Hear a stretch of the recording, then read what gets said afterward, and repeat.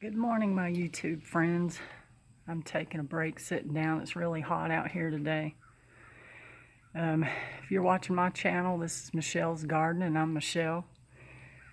I garden in Zone 7B in western North Carolina. We're close to the Appalachian Mountains. And today I wanted to do a video to show you how I built my garden.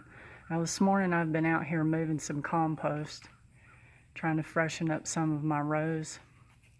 And it's hot. It's very hot.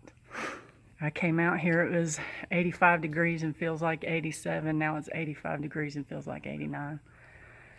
Whew. That's crazy. That's one of my downfalls about coming out here to garden. I can't get out here early. You know, I put my sunscreen on. I should probably have a hat on because it really is hot. But I'm going to go into the garden and show you my garden and how I build it. So here's my garden. First I'm going to show you the pile I've been working on. This is a pile of compost I got from a local place that delivers mulch and gravel and compost, topsoil. I get a truckload of it, a dump truckload of it, about 5 scoops. It's about $20 a scoop and I have it delivered. But that goes into right here is a row I've been working on this morning. And my rows have cardboard underneath, and then I piled compost on top. And as you can see, my walk-in area is all weed fabric. My garden's fenced in. I've got a lot of money in my garden, and you don't have to do this. You don't have to have a lot of money to grow food like this. I just like having a beautiful oasis to come into. And it's kind of a place to go and sit, and it's calm and peaceful. This is my arbor that Jeff built for me. We built this the first year that we gardened. And our first year we did the regular tilling the land. I didn't have all this weed fabric down, and I did pretty good. I had a little bit of a harvest, but I had to battle a lot of weeds. And for my rows, I had put down cardboard, like walking into my garden right here. I had cardboard down, and then I put mulch on top of it. And weeds grew on top of that. And I just couldn't keep up with the weeds, and so that's why I decided to do my garden this way. So this is weed fabric, or they might call it weed barrier, ground cover. It goes under different names. I got a roll from Grower Solutions for about $112, I think it was. It is 3 feet by 600 feet. Now you can see there's a little bit of patch that goes to about right there. And this is another roll that I bought that's a little bit thicker. And it's 3 feet by it's not quite as long. It might be 3 by 400 feet or something like that. It wasn't quite as long. But all of it I got from Grower Solutions. And this thicker fabric that I bought it to go under my greenhouse, which we haven't put up yet. We'll put that up in the fall. But I started building on this end of the garden. This is some of my raised beds. And I bought some. This is called a castle wall block. You see it's got grooves right here where you can put a 2x4 in here and stack your wood in here. Or you could put a 2x6. These are $2.68 at Lowe's. I got a small pallet of them, and I built a few raised beds here with those. Now I've put tomato plants in these deeper ones, and it did really well. I filled them with compost. And I grew some kale in these, and I grew some squash in these, and they did really, really good. Then the next thing I did was I got these cinder blocks. Now some people will tell you growing in cinder blocks, they might get cold in the wintertime and crack when they get wet. I don't know. I've not had them long enough to know how long they'll last.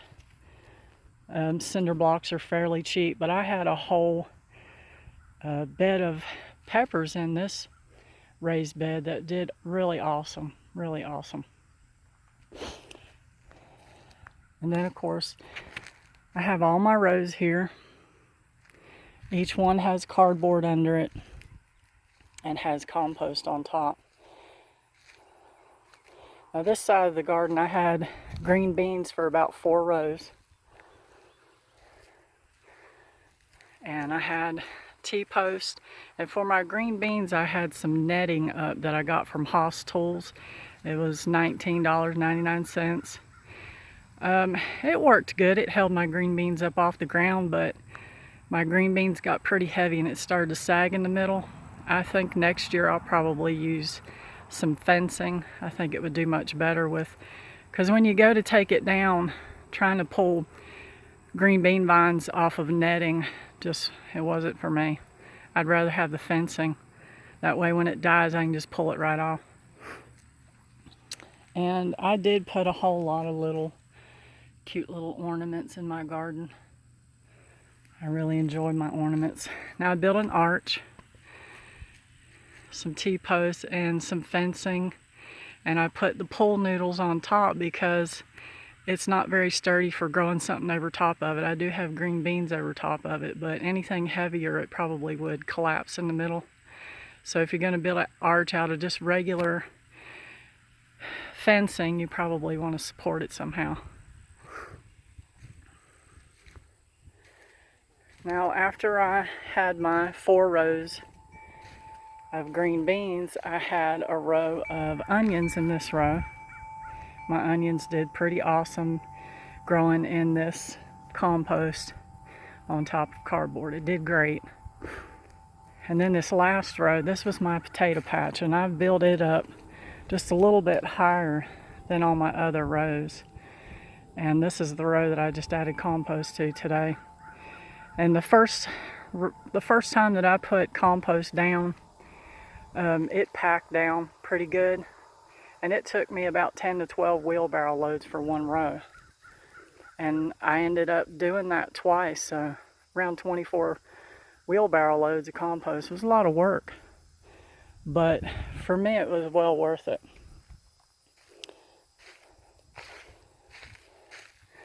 And on this side of my garden, I still have some things left in my garden. I've still got some pepper plants in these raised beds, also made out of cinder block and compost.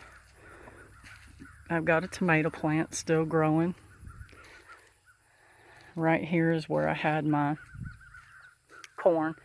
You can see I still don't have the roots out of there. I'm telling you what, corn has a really good root system, really strong. I got a pretty little wind chime in here. Sounds beautiful. Got me some little rabbits. I picked up some little knickknacks here and there, dollar store, flea market. You know, I've got some lights out here, some solar lights. This here was my cucumber setup. My T-posts and just regular fencing. You know, it did awesome. This row here I had tomatoes in, and these tomatoes that I had right here, they laid on the ground and grew, and I won't do that anymore. That was too much of a mess. Then my next 4 rows, I put up T-posts and cattle panels for my tomato plants. And I'm telling you what, I would not do tomatoes any other way. It did awesome. As a matter of fact, I still have a couple of tomato plants still going. There's about 4 there. Now they outgrew my my panels, but they still did great. They really did. I have a celery plant growing here. I put this celery plant in here back in February. Or no, in March. I started it in the house in February. And it's been going all summer long. I'm surprised that the heat hasn't burned it up. I've never grown celery before. The next thing I want to show you is my irrigation system. if you'll see right along through here, I have this irrigation system going along each row. And at each row, I've got a little shut-off valve here. I can turn this to the side here, and if I don't want to water this row, I turn this off or turn it open. And my drip tape, I've got it going just a little bit underneath the dirt here, and I try to plant. When I put it under the dirt, I turned it on after I got it all in, and when I got my drip irrigation in and I could see the water spots, that's where I planted my plants, so I knew that the roots would get water right there. And I've got that on both sides of my garden because I split my garden up. And this right here, it hooks into my irrigation system. It has a filter right here, and you just, well, let me turn around, it goes this way. And you hook your hose in here, and this is where the water comes in, and there's a filter right here. And it just, you know, breaks it down so that the water's not shooting in there too fast and blowing your drip tape off your line. Another thing I wanted to show you was the fabric that I have. You have to have these fabric staples to hold it down. And they're about six inches long. I bought a box of fabric staples. They're heavy duty. And you can get them off of Amazon. It's called Garden Mate, the brand that I bought. $250 to a box was around $28, I think. This is what they look like. These are heavy duty. Now I have bought some from fabric staples. I have bought some from Lowe's Hardware. You can buy them in a box of about 500. I don't remember exactly what I paid for them when I bought them at Lowe's, but I think they come 500 in the box, and they're very, very flimsy. I didn't like them at all. They're very thin. I think I might have a couple over here I can show you. Yeah, so look at that compared to a heavy duty one. I mean, huge difference. These are really good. So if you're going to invest in some staples for your fabric and you're going to do a garden this way, definitely get the heavy duty ones because they're so much better. Okay, I'm back out in the building sitting down. I'm going to cool off in the shade a little bit. And I guess I'll go in the house and sit in the air conditioning a little bit. Find something to do. So I hope you all have an awesome day. Until next time, see you later.